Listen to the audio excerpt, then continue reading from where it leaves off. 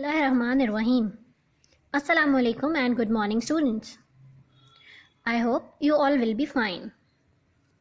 Today we are going to start a new chapter, chapter number 14. The topic of chapter number 14 is ratio and proportion. We have already studied the topic of ratio and proportion in our earlier classes. So, first of all, we will see what is ratio and what is proportion. So, here are certain important definitions of this chapter. Chapter number 14, and define the following. The first definition is of ratio. Ratio A ratio B can be defined as comparison of two alike quantities. What is ratio? Ratio is basically a comparison between two same quantities. Alike means same. And ratio can be written as A ratio B, where A and B are called elements or terms of ratio. And one important thing is elements or these terms should have the same units. Is it clear? Ratio is comparison of same quantities and it can be written as this, and A and B are terms or elements of the ratio, and terms and elements should be in the same units. For example, we can take ratio between kg ratio kg or centimeter ratio centimeter. Here you can see we have same units.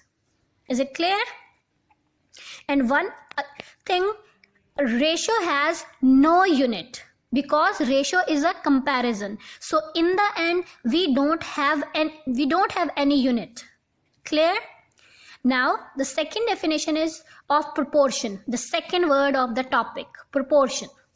Proportion is basically the equality of two ratios. If we have two ratios, here you can see in the example we have two ratios. The first one is A ratio B and the second one is C ratio D. And if we take the equality between these two ratios, then it is called proportion. This is the explanation of the topic, ratio and proportion. I think topic is clear to you. Now, two more definitions which are important in this chapter is, the third definition is congruent triangles. We have already studied congruent triangles in previous chapters. What is congruent triangles? Two triangles are said to be congruent if they are exactly same in shape and measurement. Two triangles. Here you can see we have two triangles. These two triangles are said to be congruent if they are exactly same in the shape and measurement. Means this side AB is equal in measurement with DE. This side BC is equal in measurement with EF, and AC is equal in measurement with DF. Similarly, if we talk about the angles, the angle A should be equal to angle D, angle B should be equals to angle E, and angle C should be equals to F. If all the six components of these two triangles are equal in measurement, then the triangles are said to be congruent. And we all know the symbol of congruency is this. We can write triangle ABC is congruent with triangle DEF. Now, the fourth definition we have is similar triangles. Two triangles are said to be similar if they are equiangular and corresponding sides are proportional. It means for the similar triangles, the shape of the triangle should be same, but measurement can be different.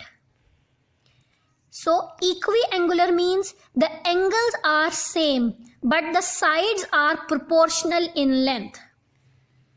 Clear? Here you can see we have two triangles. They are similar in shape, but the sizes of these two triangles are different. Here you can see BC is 3 centimeter, but corresponding side EF is double, 6 centimeter. Similarly, AC is 2 centimeter, DF is double, 4 centimeter. And AB is 2 centimeter, DE is double, 4 centimeter. So, in similar triangles, the shape of the triangle should be same, the measurement of angles should be same, but the length of sides are different. They are proportional. And the symbol of similarity is this. So we can write triangle ABC is similar to triangle DEF. These are the 4 important definitions we have in chapter number 14. After these definitions, we will go through certain key points we will study in chapter number 14. And these key points are, the first key point we have in chapter number 14 is a line parallel to one side of a triangle and intersecting the other 2 sides, divide them proportionally. It means if we have a line which is parallel to one side of triangle and it is intersecting the other 2 sides, then this line will divide the side proportionally. Here is the diagram. You see we have a triangle ABC and DE is parallel to the side BC, and you see this DE is intersecting the sides AB and AC. So this DE will intersect the sides AB and AC proportionally.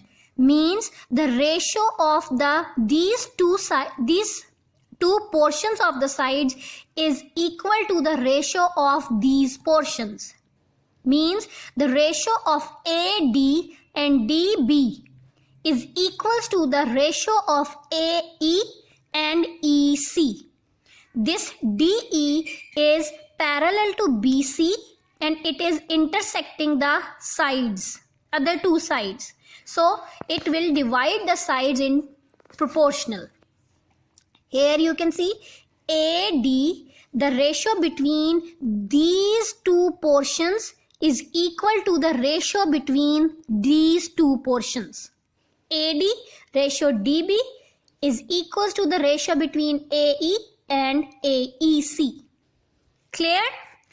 Now the second key point is, if a line segment which intersects the 2 sides of triangle in the same ratio, then it is parallel to the third side.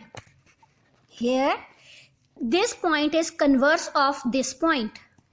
Here it is saying if a line segment intersects any 2 sides of the triangle proportionally.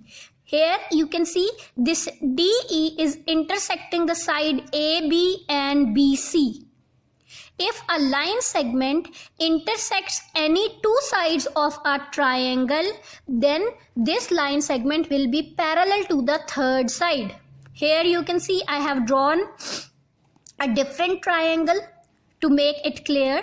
Here you can see DE is intersecting AB and BC, and it is parallel to the third remaining side.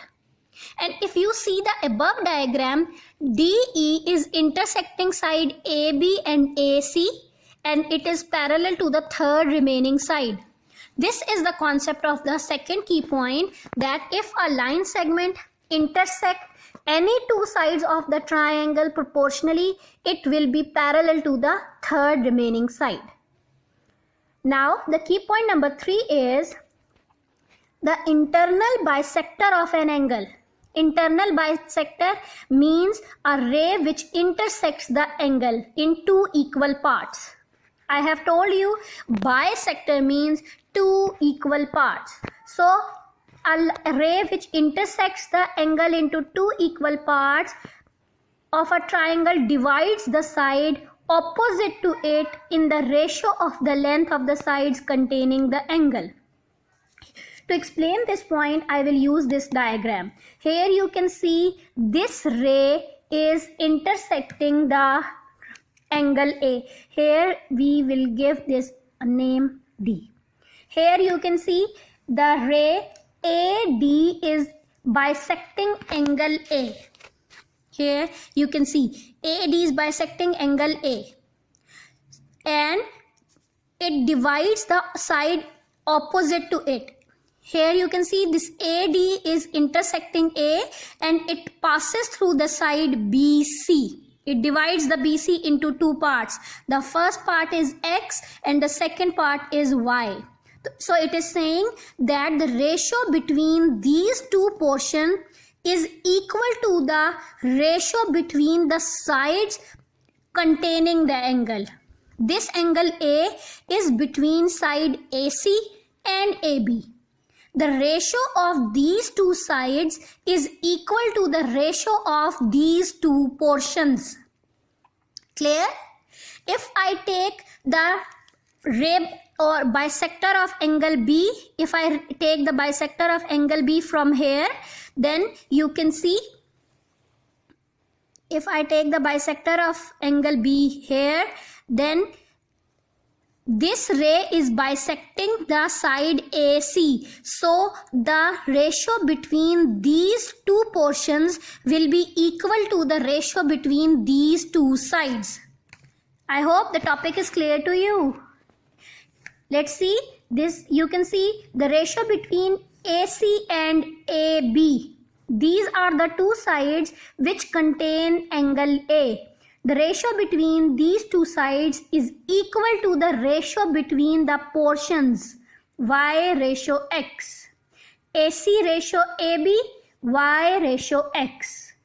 And you also know we can write the ratio in the form of fractions. So it can be written as AC over AB is equals to Y over X. I hope the topic of ratio and proportion is clear to you. Now we are going to solve review exercise 14.